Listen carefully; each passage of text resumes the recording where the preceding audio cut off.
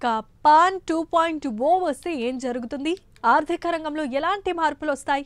ఇప్పటికే ఉన్న పాన్ కార్డును మార్చుకోవాలా అనే సందేహాలు ప్రజలకు చాలానే ఉంటాయి. పాన్ 2.0 ప్రాజెక్టుపై ప్రైమ్ 9 స్పెషల్ స్టోరీ ఇప్పుడు చూద్దాం.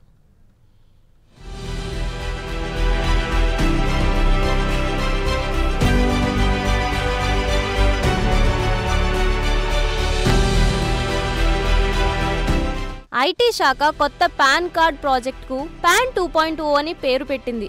మరి పాన్ 2.0 ఎందుకు అనే సందేహం చాలా మందికి వస్తుంది. పాన్ కార్డును మరింత ఉపయోగకరంగా మార్చడానికి ఐటీ శాఖ చేపట్టిన పాన్ 2.0 ప్రాజెక్టుకు సెంట్రల్ సర్కార్ అనుమతినిచ్చింది. పాన్ 2.0 కోసం 1435 కోట్ల రూపాయలు ఖర్చు చేయనుంది కేంద్రం. పన్నులు చెల్లించే వారికి మెరుగైన సేవలు అందించడమే పాన్ 2.0 ముఖ్య లక్ష్యం.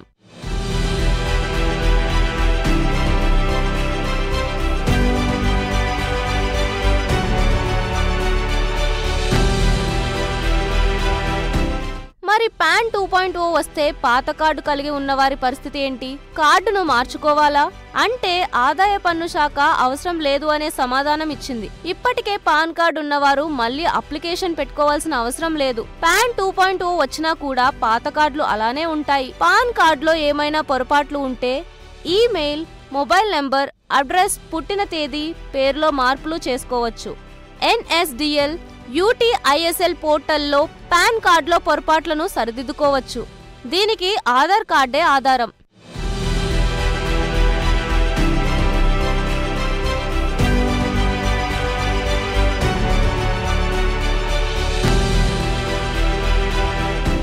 పాన్ 2.0 ప్రాజెక్టులో భాగంగా కొత్తగా వచ్చే పాన్ కార్డులకు QR కోడ్ ఇస్తారు. 2017 తర్వాత వచ్చిన పాన్ కార్డులో QR కోడ్ ఉంటుంది. దీన్ని పాన్ 2.0 అంటారు. QR కోడ్ స్కాన్ చేస్తే పాన్ కార్డ్ హోల్డర్ వివరాలు కనిపిస్తాయి. పాత కార్డులో QR కోడ్ లేనివారు కొత్తగా కార్డు కోసం అప్లై చేసుకోవచ్చు. పన్ను చెల్లింపులను సులభం చేసేందుకే పాన్ 2.0 ప్రాజెక్ట్ చేపట్టినట్టు ఐటీ శాఖ తెలిపింది. ఇదండి పాన్ 2.0 సంగతి. విషయం తెలిసిందిగా, కంగారు పడకండి. అవసరమైన వారు కొత్త పాన్ 2.0 ద్వారా అప్లై చేసుకోండి.